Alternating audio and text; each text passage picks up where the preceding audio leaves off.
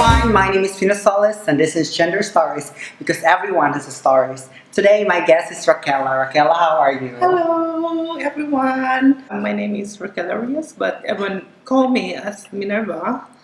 My friends know me as Minerva. It's an honor to interview the Queen Raquela, the amazing truth of Queen Raquela. I'm so flattered. A documentary film is called The Amazing Truth of Queen Raquela.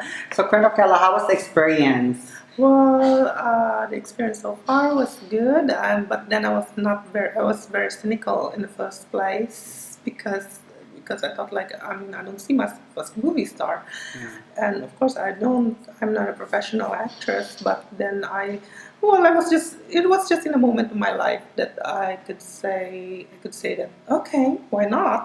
Sure. So what made you decide to say yes for that project? Actually, what happened? The story started when I met my director in the dating site, and then he was contacting me, and during that time I was just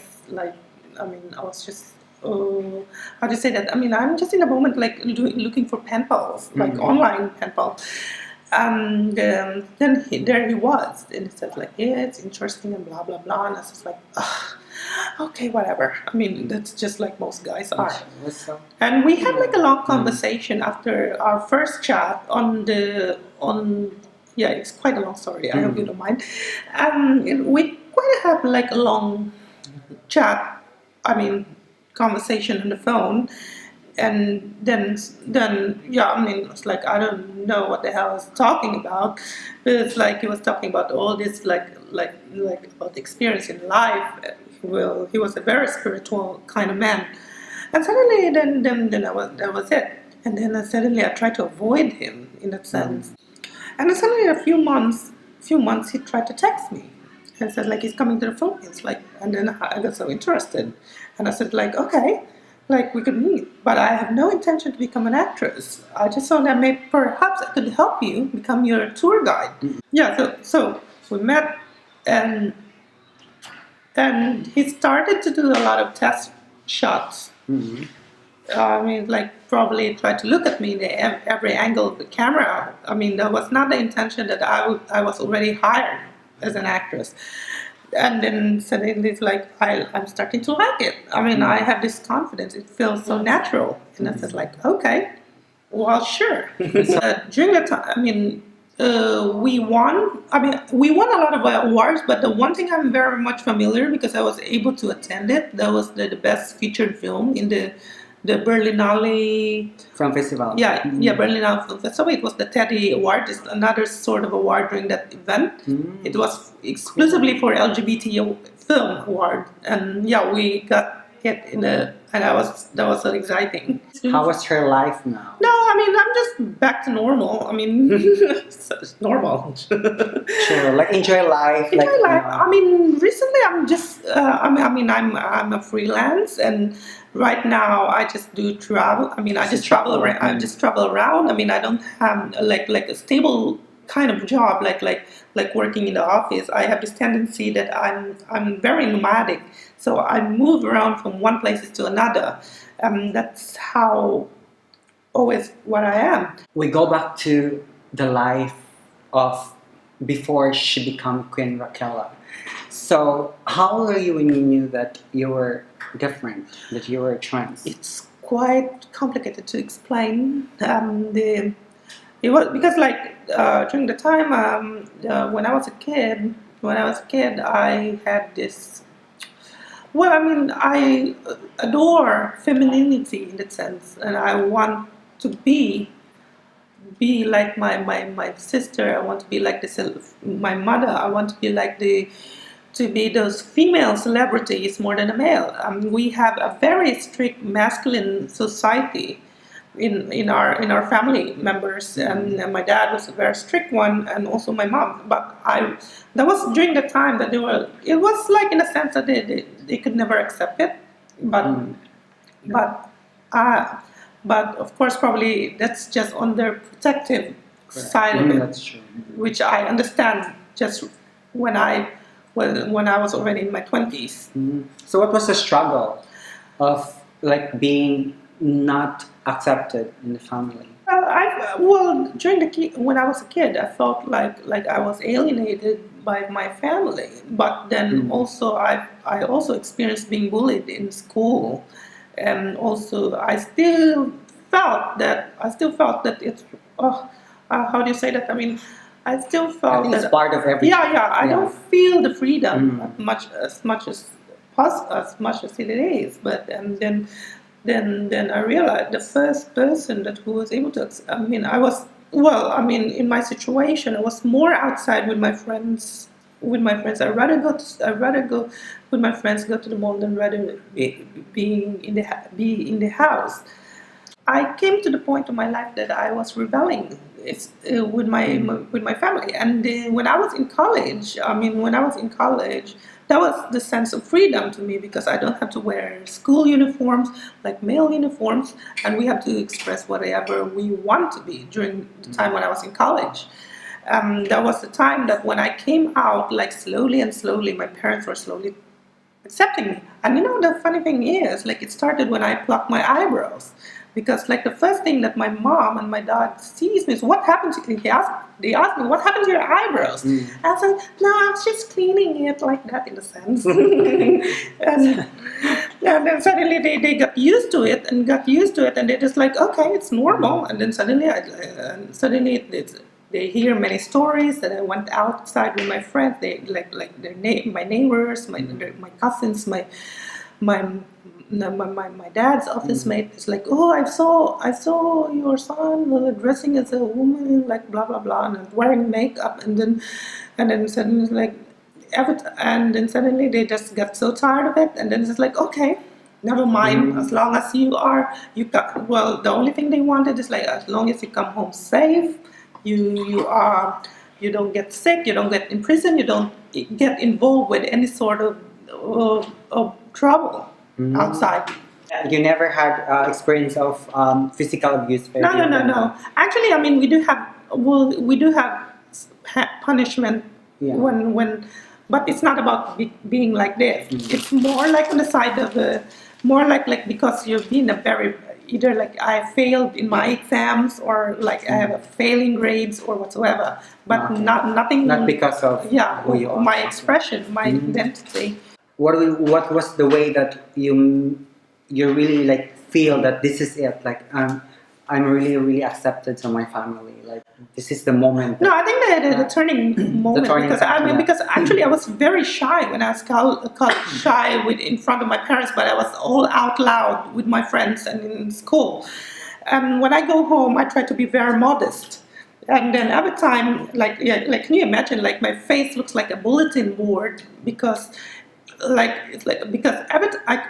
I call it a bulletin board because like you see the bulletin boards like you erase and every time every time I go home, like when I'm in school it's like I'm full makeup, like my hair is all that, and when I go home I have to erase my makeup, dress like a guy, and then my God, that's a lot of effort. Like that's a lot of like, I mean, I was bringing like hiding.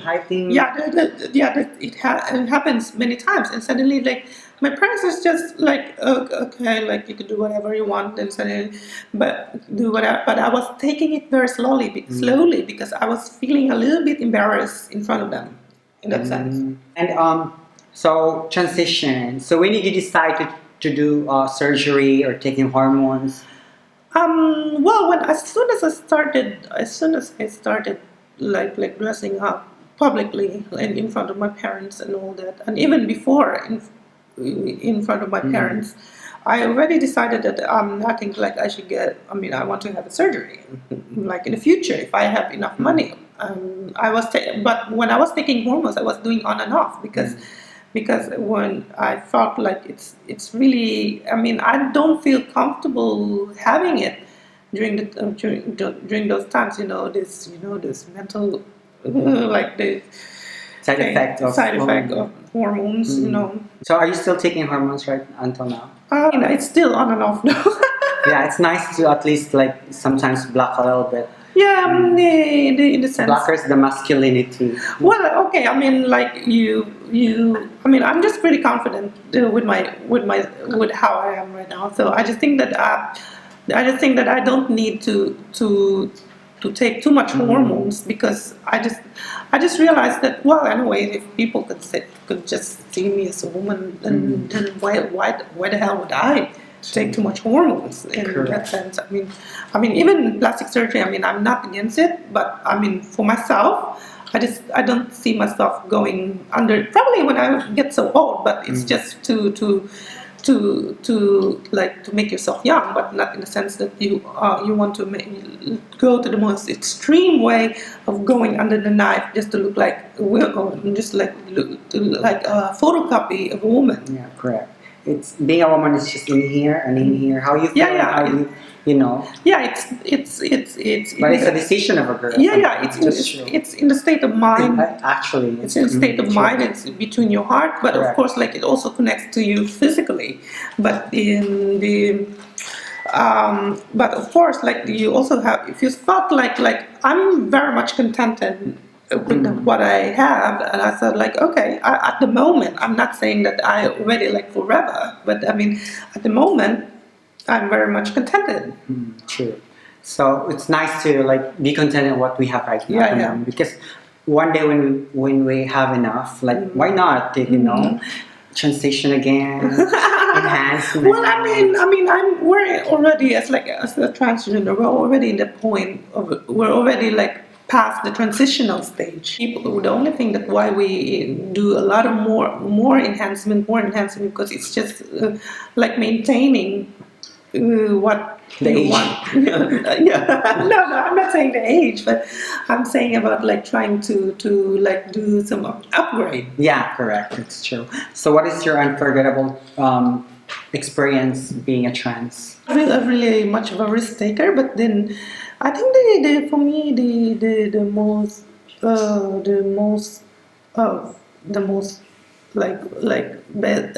of the most unforgettable experience when I was in college. Like I said, the turning point of my life where I was like being free. I felt free, and I was rebelling from what my parents had thought. Was trying to impose on me. That self that was a part of my life that I was already discovered that what I'm doing is right. It's neither wrong, but I'm just doing the right thing that was best for me. That's good. Did you choose to be a trans, or it is just that you born that way? No, I cannot say that I choose this. Well, suddenly you would be in a point of your life that you would discover that there's something wrong with what you are in your status, and then suddenly you realize that you need to change it.